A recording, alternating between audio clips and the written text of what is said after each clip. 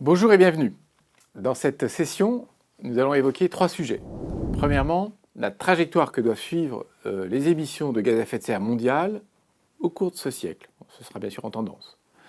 Deuxième point, les actions qu'il faut mener pour polluer moins, tout en produisant les biens et les services nécessaires à l'humanité. Et en ordre de grandeur, troisième point, le montant des investissements nécessaires à cette transition énergétique. J'insiste tout de suite sur un point. Contrairement à une idée reçue, ce ne seront pas des coûts supplémentaires pour l'économie. Ce qui coûterait vraiment le plus cher, ce serait de ne rien faire et de subir le réchauffement climatique. C'est ce que Nicolas Stern a bien montré il y a quelques années et qui est une évidence claire maintenant. Premier point, la trajectoire cible des émissions de gaz à effet de serre d'ici la fin du siècle.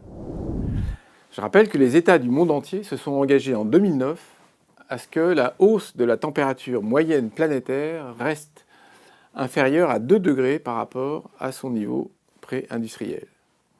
Or, si rien n'était fait, et selon le dernier rapport du GIEC, le groupement d'experts intergouvernemental sur le climat, la température pourrait augmenter d'ici la fin de ce siècle dans une fourchette comprise entre 3,5 et presque 5 degrés Celsius.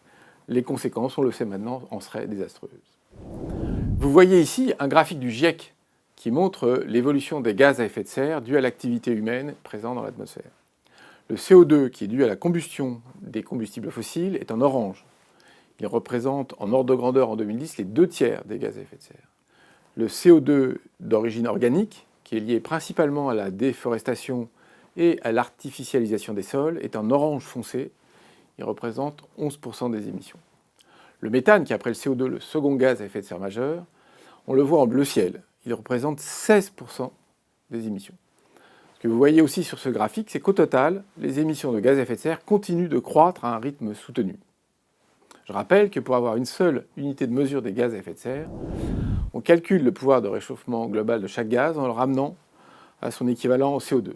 Par exemple, le méthane a un PRG sur 100 ans de 28 fois celui du dioxyde de carbone CO2. Au total, les émissions mondiales de gaz à effet de serre dues à l'activité humaine sont aujourd'hui en ordre de grandeur de 50 milliards de tonnes d'équivalent CO2 par an.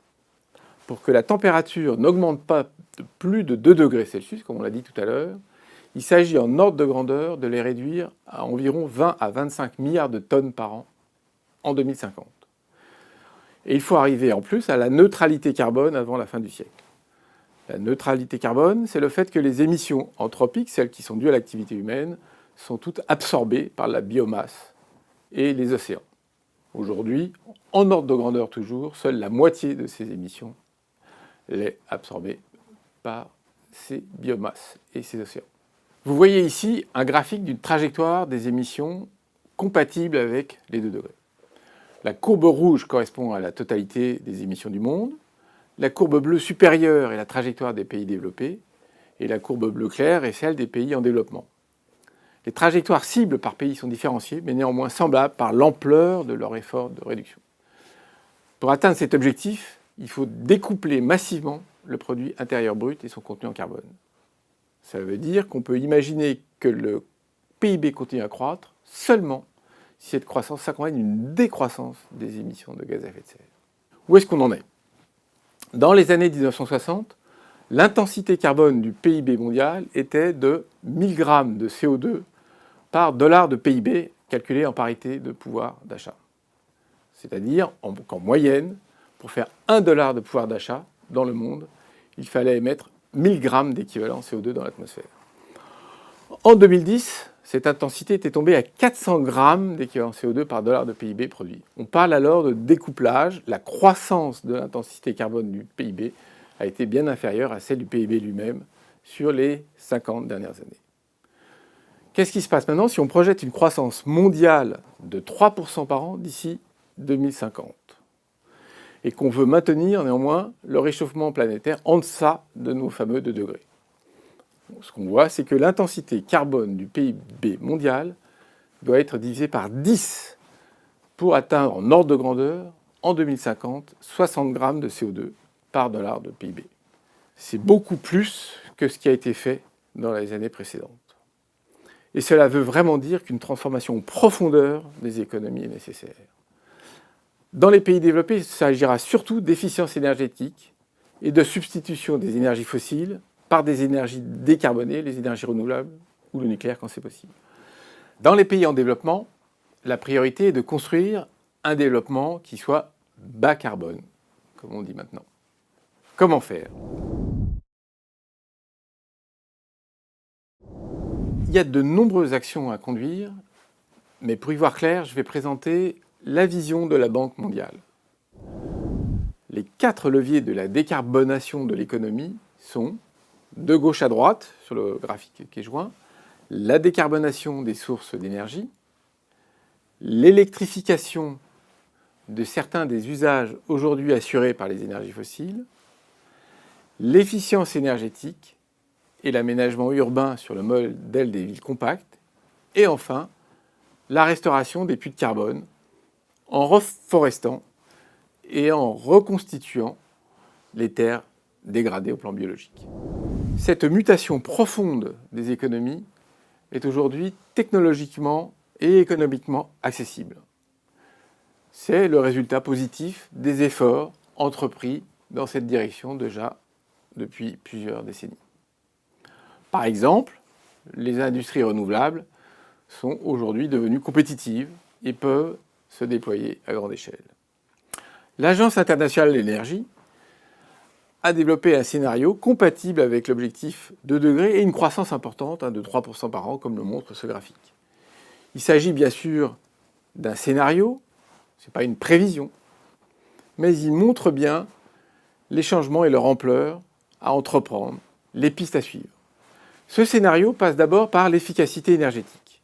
C'est le levier qui a le plus d'impact. Il nous fait faire, comme on le voit sur ce graphique, la moitié du chemin.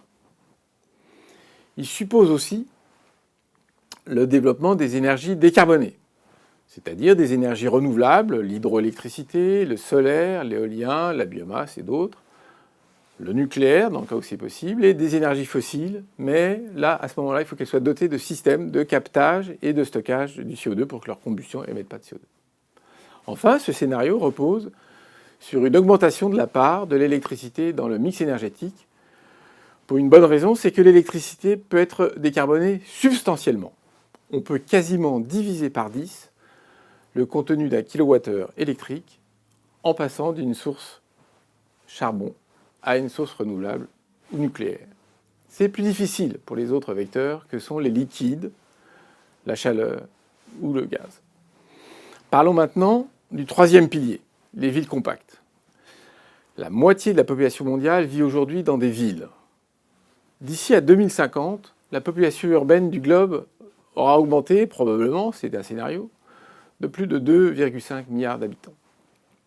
Le concept de ville compacte a été développé par l'équipe New Climate Economy, équipe dirigée par l'économiste bien connu en la matière, Nicolas Stern, et qui est l'auteur en 2014 d'un rapport intitulé « Une meilleure croissance, un meilleur climat ».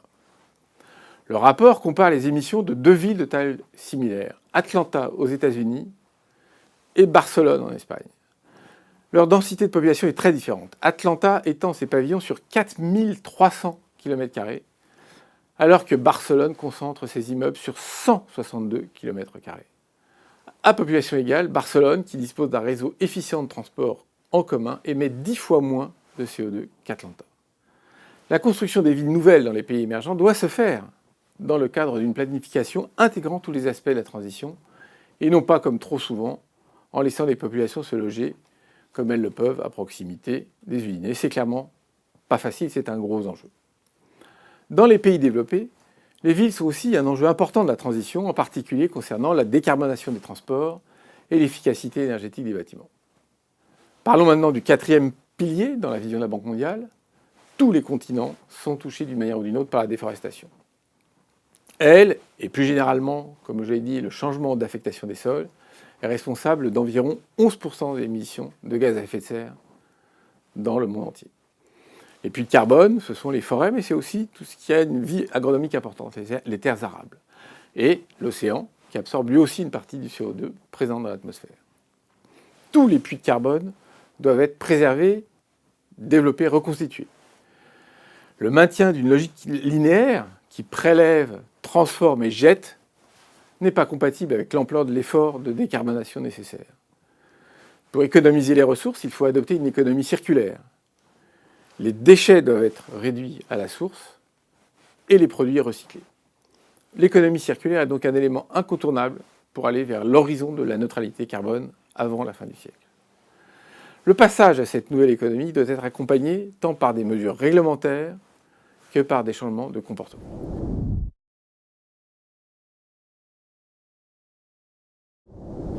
Maintenant, parlons argent. Combien tout cela va nous coûter? Le graphique que vous voyez ici est basé sur les calculs de la nouvelle économie climatique dont j'ai parlé tout à l'heure. À gauche, en rouge, le scénario de base. Sans scénario de transition énergétique, les investissements à réaliser sur les 15 ans qui viennent s'élèvent à 89 trillions de dollars. Ce scénario prend en compte une croissance modérée au nord et la poursuite d'une croissance plus rapide au sud, qui est souhaitable dans ces pays qui souhaitent rattraper notre niveau de vie. À droite, en jaune, le scénario de transition énergétique. Vous pouvez voir qu'il est à peine plus coûteux en investissement que le scénario de base, 93 trillions de dollars au lieu de 89, soit 4% de plus. En effet, les investissements dans l'efficacité énergétique et dans le bas carbone, en bleu et en gris à gauche, sont presque compensés par le moindre investissement dans les énergies fossiles.